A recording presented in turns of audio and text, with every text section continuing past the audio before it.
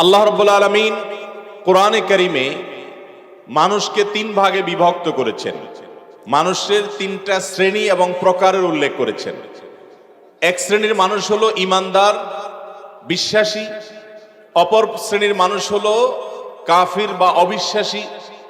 আর আরেক শ্রেণীর মানুষ হলো কপট, অর্থাৎ যারা বিশ্বাসীর ভান করে কিন্তু তারা বিশ্বাসী নয়। এই তিন শ্রেণীর মানুষ সম্পর্কে আল্লাহ রাব্বুল আলামিন সূরা বাকারার একেবারে শুরুতে আলোকপাত করেছেন। প্রথম কয়েকটি আয়াতে আল্লাহ রাব্বুল আলামিন, প্রথম 5টি আয়াতে আল্লাহ রাব্বুল আলামিন বিশ্বাসীদের আলোচনা করেছেন, ঈমানদারদের আলোচনা করেছেন, তাদের কিছু বৈশিষ্ট্যের উল্লেখ করেছেন। আর এর পরের 2 আয়াতে আল্লাহ রাব্বুল আলামিন অবিশ্বাসী তথা কাফেরদের আলোচনা করেছেন, তাদের পরিণতির কথা উল্লেখ করেছেন। এরপর টানা 13টি আয়াতে আল্লাহ তাআলা কপট তথা মুনাফিকদের আলোচনা করেছেন, যারা মুসলমান হওয়ার ভান করে, সমাজের মানুষের কাছে নিজেকে মুসলমান হিসাবে পেশ করে, অথচ তার ভেতরে ঈমান বা আল্লাহর প্রতি বিশ্বাস লালন করে না। ভেতরে ভেতরে সে কুফরি বা আল্লাহর প্রতি অবিশ্বাস লালন করে। এই তিন শ্রেণীর মানুষের আলোচনা দিয়ে কোরআন আল্লাহ তাআলা শুরু করছেন। এই মহাগ্রন্থ কোরআনের একেবারে সূচনা সূরা বাকারার শুরুর দিককার আয়াতগুলো দিয়ে আল্লাহ রাব্বুল আলামিন মানুষকে তিনটা পার্টে, তিনটা শ্রেণীতে বিভক্ত করছেন। শুধু এখানেই নয়, কোরআনে কারিমে আমরা দেখি আল্লাহ রাব্বুল আলামিন 3টি সূরা নাজিল করেছেন এই তিন শ্রেণীর মানুষের নামে। একটা সূরা আছে সূরা মুমিনুন, ঈমানদারদের নামে যে সূরাটা আল্লাহ তাআলা নামকরণ করেছেন। এই সূরা যেটার নামকরণ করা হয়েছে মুমিনুন নামে, এই সূরা আল্লাহ রাব্বুল আলামিন ঈমানদারদের বৈশিষ্ট্য উল্লেখ করেছেন, সফল মুমিনদের কিছু গুণের কথা উল্লেখ করেছেন। এর পাশাপাশি আল্লাহ রাব্বুল আলামিন আরেকটি সূরা নাজিল করেছেন যেটার নাম হলো সূরা কাফিরুন। সূরা কাফিরুনের মধ্যে কাফির সম্প্রদায় সম্পর্কে আল্লাহ তাআলা আলোচনা করেছেন। এর পাশাপাশি আরেকটি সূরা আল্লাহ তাআলা নাজিল করেছেন, এটার নাম হলো সূরা মুনাফিকুন। সূরা মুনাফিকুনের মধ্যে আল্লাহ তাআলা মুনাফিকদের বৈশিষ্ট্য কি হবে, তাদের মার্কা কি হবে, তাদের আলামত কি হবে সে সম্পর্কে আলোকপাত করেছেন, যেন একজন মানুষ হিসেবে আমরা প্রত্যেকে যার যার অবস্থান এখান থেকে পরখ করতে পারি।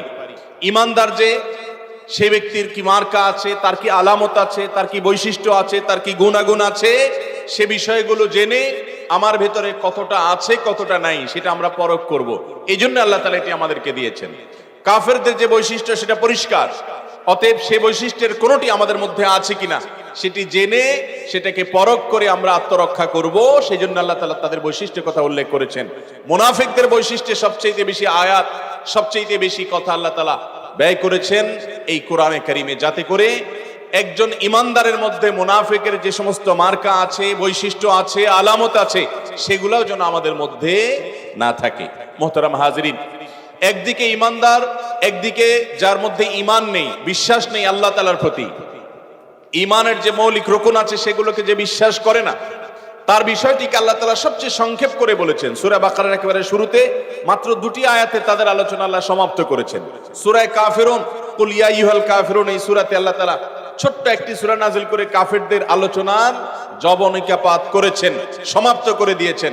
কিন্তু মুনাফিকদের আলোচনা করতে গিয়ে সূরা বাকারাতে আল্লাহ তাআলা 13টি আয়াত ব্যয় করেছেন, যেখানে ঈমানদারের আলোচনা করতে গিয়ে মাত্র 5টি, কাফেরের আলোচনা করতে গিয়ে মাত্র 2টি আয়াত ব্যয় করেছেন। সেখানে মুনাফিক সম্পর্কে এই 2টা মিলে যা হবে তার চাইতেও বেশি, অর্থাৎ 13টি আয়াত আল্লাহ তাআলা নাজিল করেছেন। একইভাবে সূরা মুনাফিকুন, এই সূরাটা সূরা কাফিরুনের মতো কোনো ছোট সূরা নয়, বিশাল বড় সূরা।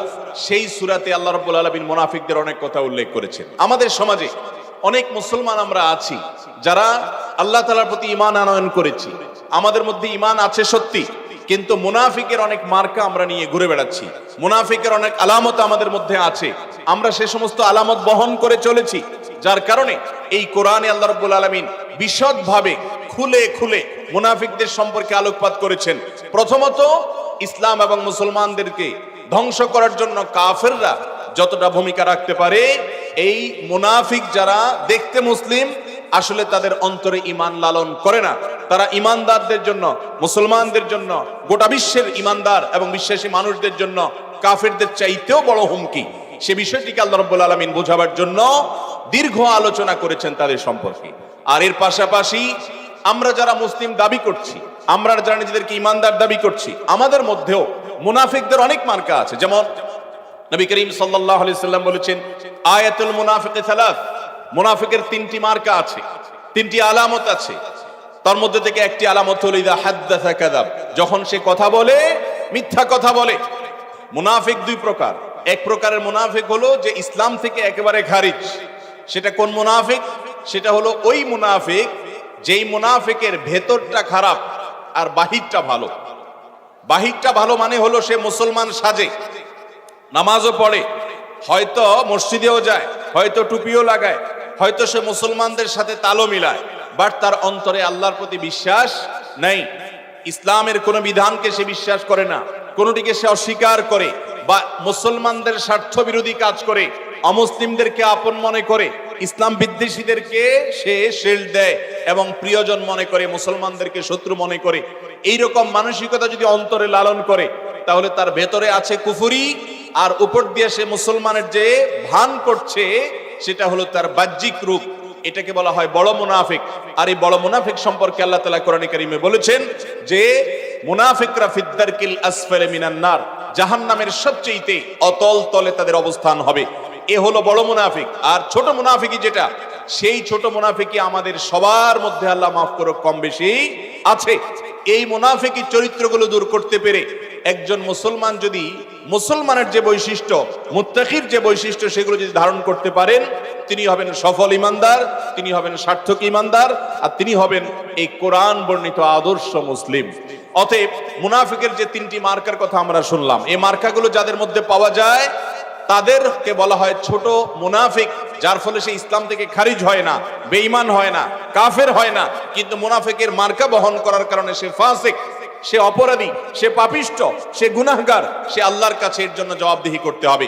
এইরকম ছোট মুনাফিকের যে চরিত্র, সেই চরিত্রগুলো আমাদের মধ্যে আমরা অনেকেই হয়তো সবগুলো বহন করছি, অনেকে হয়তো দুই একটা মার্কা বহন করছি, অনেকে হয়তো দুই একটা আলামতকে কম বা বেশি বহন করে চলেছি। অতএব যদি কথায় কথায় মিথ্যা কথা বলার স্বভাব কারোর মধ্যে থাকে, তাহলে তিনি সাবধান হতে হবে যে মুনাফিকের একটা বড় মার্কাই হলো মিথ্যা কথা বলা।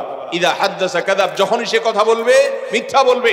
এজন্য ইমানদার আর যাই হোক মিথ্যা বলতে পারে। ইমানদার সে লোভে পড়ে, শয়তান দ্বারা প্ররোচিত হয়ে, নিজের প্রবৃত্তির তাড়নায় তাড়িত হয়ে কোনো অন্যায় করে ফেলেছেন, পাপ করে ফেলেছেন, পরবর্তীতে তার অনুশোচনা হয়েছে, লজ্জিত হয়ে আল্লাহর কাছে মাপ চেয়েছেন, এটা হতে পারে। কিন্তু ঠান্ডা মাথায় জেনে শুনে একজন ইমানদার, একজন মুসলমান কখনো মিথ্যা বলতে পারেন। অতএব যাদের মধ্যে মিথ্যার এই বদ স্বভাব আছে, তারা তাদের নিজেদেরকে সংশোধন করতে হবে, যদি কোরআন বর্ণিত মুসলমানের কাতারে নিজেকে দাঁড় করাতে হয়। একইভাবে আমানতের খেয়ানত করা যাবে না, যেটা একটু আগে বলছিলাম। আমাদের কাছে অনেক কিছুই আমানত। আল্লাহ তাআলা আমাদেরকে যে জীবন দিয়েছেন, এটা একটা আমানত। এই জীবনকে কিভাবে ব্যয় করব আল্লাহ বলে দিয়েছেন এই কোরআনে। আমি যদি সেটাকে নষ্ট করি, অপাত্রে ব্যয় করি, অজায়গায় ব্যয় করি এবং আল্লাহর নির্দেশের বাইরে ব্যয় করি, তাহলে আল্লাহর দেয়া আমানত, এই বডি, আমার এই অঙ্গ প্রত্যঙ্গের সঙ্গে আমি খেয়ানত করলাম এবং এর জন্য আল্লাহর কাছে জবাবদিহি করতে হবে। ঠিক একইভাবে আমার কাছে কেউ কোনো কথা বলেছে, নবী করিম সাল্লাল্লাহু আলাইহি সাল্লাম বলেছেন, তিরমিজিতে বর্ণিত হয়েছে, ইযা হাদ্দাসার রাজুলু ফালতাফাতা, আপনার কাছে কেউ কোনো কথা বলেছে, কথাটা একান্ত ব্যক্তিগত, গোপনীয়, যে ভদ্রলোক কথাটা বলেছেন তিনি চান না এটা অন্য কারোর কাছে আপনি শেয়ার করেন বা অন্যরা জানুক, সেটা সে চায় না, তার ব্যক্তিগত বিষয়। তিনি বলার পর সেখান থেকে যখন সরে যাবেন, সাথে সাথে এই কথাটা আপনার কাছে আমানত, এই কথাটা আপনার কাছে আমানত। আপনি যদি অন্য কারোর সঙ্গে সেটা শেয়ার করে দেন, আরেকজনের কাছে এটা লাগাই দেন, আরেকজনের কাছে এটা বলে ফেলেন, তাহলে সেক্ষেত্রে আপনি আমানতের খেয়ানত করলেন। আর এই আমানতের খেয়ানতের চরিত্রটা যদি কারোর মধ্যে ব্যাপক হারে থাকে, তাহলে তার মধ্যে মুনাফিকের চরিত্র আছে। ঠিক একইভাবে মুনাফিকের আরেকটা বড় মার্কা এবং আলামত হলো ওয়াইদা খাসামা ফাজার, যখন সে মানুষের সাথে কোনো কারণে বিতণ্ডায় লিপ্ত হয়। হতে পারে দুনিয়াতে একসাথে চলতে গেলে আপনি কোথাও কাজ করেন সহকর্মীর সাথে, আপনার প্রতিবেশীর সাথে, আপনার আত্মীয় স্বজনের সাথে, এমনকি স্বামী স্ত্রী নিজেদের মধ্যে, ভাই ভাই নিজেদের মধ্যে কোনো কারণে বিতণ্ডা হতে পারে, ঝগড়া বিবাদের পরিবেশ হতে পারে, বিতর্ক বর্ষা হতে পারে, তর্কাতর্কি হতে পারে। কিন্তু মুসলমান কখনো এই সমস্ত পরিস্থিতিতে মুখ খারাপ করবে না। কিন্তু আমাদের মধ্যে কথায় কথায় একটু ঝগড়া হলেই, একটু রাগ উঠলেই, একটু যদি কোনো কারণে মাথা গরম হয়, একটু কোনো কারণে বিতর্ক হয়, সাথে সাথে যা তা মুখ দিয়ে বলার মতো প্রবণতা রোগ আছে না নাই? অনেক মানুষ আছেন নামাজ কালাম পড়েন, মাথায় টুপি আছে, হয়তো মুখে দাড়িও আছে, হয়তো অন্যান্য অনেক ভালো গুণও তার মধ্যে আছে, আলহামদুলিল্লাহ। যেগুলো ভালো আছে সেগুলোর জন্য তিনি আল্লাহর প্রশংসা পাবেন, আল্লাহর কাছে বিনিময় পাবেন। কিন্তু এই ভদ্রলোক হয়তো তার পরিবারে, তার একান্ত অধীনস্থদের কাছে, তার একান্ত যারা কাছের মানুষ, তাদের সাথে যখন কোনো বিষয়ে রাগ করার মতো পরিবেশ হয়, তখন তিনি মুখ খারাপ করেন, গালমন্দ করেন, অন্যায় করেন, জুলুম করেন এবং পাপের কাজ করেন। ঝগড়াঝাটি হলে কোন রকম মুখ খারাপ করা, অশ্লীল কোনো কটুবাক্য উচ্চারণ করা, খারাপ কোনো কথা বলা, যে কোনো ধরনের পাপাচারে লিপ্ত হওয়া অথবা ঝগড়াঝাটি হলে সেটাকে মারামারির দিকে নিয়ে যাওয়া, এই চরিত্রটাও মুনাফিকের চরিত্র। এই চরিত্র মুসলমানের মধ্যে থাকতে পারে। অতএব আমাদের মধ্যে যদি এই চরিত্রটা থাকে, তাহলে কোরআন যে মুসলমানের কথা বলেছে, শুরুতে আল্লাহ বলেছেন আলিফ লাম মিম যালিকাল কিতাব লা রাইবা ফি হুদাল লিল মুত্তাকিন। এই কিতাবের কোনো বর্ণনা, এই কিতাবের কোনো নির্দেশ, কোনো নিষেধ, কোনো দৃষ্টান্ত, কোনো শিক্ষা, কোনো ইতিহাস, এর কোনো বিষয় সম্পর্কে সন্দেহ করবার কোনো সুযোগ নেই। এটা সন্দেহের ঊর্ধ্বে। আল্লাহ রাব্বুল আলামিন শুরুতেই চ্যালেঞ্জ দিয়ে নিয়েছেন, পৃথিবীতে যত বড় লেখক হোক, যত বড় গবেষক হোক, যত বড় শিক্ষিত হোক, তার লেখা বইয়ের শুরুতে তিনি নিজের দীনতা, নিজের হীনতার কথা, নিজের সীমাবদ্ধতার কথা স্বীকার করে নিয়ে জানান যে আমার এই বইয়ে যদি কোনো ভুল ত্রুটি থাকে, আমার এই লেখনীতে যদি কোনো ত্রুটি বিচ্ছুতি থাকে, আপনাদের দৃষ্টিগোচর হলে আমাকে জানাবেন, সেটা পরবর্তী এডিশনে আমরা সংশোধন করে নিব। বারবার প্রুফ দেখার পরেও, বারবার সেটার এডিশন চেঞ্জ করার পরেও, বারবার নতুন সংস্করণ প্রকাশ করার পরেও যত বড় লেখক আর গবেষক হোক না কেন, তার বইয়ে ভুল থাকার আশঙ্কা থাকে। সেজন্য সেই কথা তিনি ভূমিকাতে বা শুরুতে জানিয়ে রাখেন। আল্লাহ রাব্বুল আলামিন এই কালাম সম্পর্কে শুরুতে জানিয়ে দিয়েছেন যালিকাল কিতাব লা রাইবা ফি। এই কিতাব এমন এক কিতাব, এই কিতাবে কোনো বিষয়ে, কোনো তথ্যের ব্যাপারে সন্দেহ করবার কোনো সুযোগ নেই। ভুল তো দূরের কথা, এটা নিয়ে সন্দেহ করারই কোনো সুযোগ নেই। সেই কিতাবে আল্লাহ তাআলা বলছেন হুদাল লিল মুত্তাকিন। এই কিতাব পথ দেখাবে। কাকে পথ দেখাবে? ওই ব্যক্তিদেরকে পথ দেখাবে যারা মুত্তাকি, যাদের অন্তরে তাকওয়া আছে, যাদের অন্তরে আল্লাহর ভয় আছে, যাদের অন্তরে একটি বিশেষ চেতনা আছে। চেতনাটা কি? চেতনাটা হলো তার অন্তরে আল্লাহর ভয়ে সে হারাম কাজ থেকে বেঁচে থাকে। কোনো হারাম কাজ করার সুযোগ আসে, কিন্তু আল্লাহ নিষেধ করেছেন, সেজন্য সে সেটা করে না। এই যে আল্লাহর ভয়ে হারাম কাজ থেকে বেঁচে থাকার চেতনা, এই চেতনা তার অন্তরে আছে। ফরজ কাজ আল্লাহ নির্দেশ করেছেন, ওইটা করতে গিয়ে তার কোনো ক্ষতি হবে, সে আর্থিকভাবে লুজার হবে, অন্য কোনো দিক থেকে ক্ষতিগ্রস্ত হবে, কিন্তু আল্লাহ নির্দেশ করেছেন, সেজন্য সে তার জীবন গেলেও সে ফরজ কাজ ছাড়ে না। এই যে চেতনা, যেই চেতনা তাকে পরিচালিত করে আল্লাহর নির্দেশের পথে, বিরত রাখে আল্লাহর নিষিদ্ধ বিষয় থেকে, এই চেতনার নাম হলো তাকওয়া। আর এই চেতনা যার অন্তরে আছে তাকে বলা হয় মুত্তাকি। এই মুত্তাকিদের সম্পর্কে আল্লাহ বলেছেন এই কোরআন থেকে গাইড নিতে পারবে, পথনির্দেশ গ্রহণ করতে পারবে। এই কোরআন আলোকিত করবে ওই ব্যক্তির জীবনকে যে ব্যক্তি মুত্তাকি। আর এই মুত্তাকির বৈশিষ্ট্য কি?